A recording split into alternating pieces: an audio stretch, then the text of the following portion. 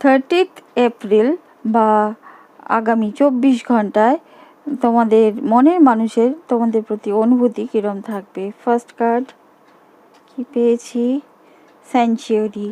হ্যাঁ, তারা কিছুটা ঘেরাটপের মধ্যে, মানে সব জিনিসটা তোমাদের কাছে রিভিল না করে কিছুটা মনের মধ্যে চেপে রেখে কিছুটা বলে এরকমভাবে তোমাদের সাথে হয়তো কথাবার্তা বলতে পারে।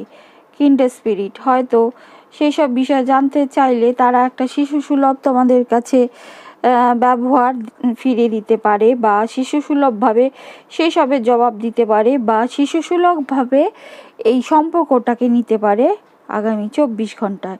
ডিসার্টেশন, যদিও তারা এই সম্পর্ক নিয়ে অন্তরে অন্তরে গভীরভাবে একটা চিন্তায় পড়ে যাবে বা চিন্তারত থাকবে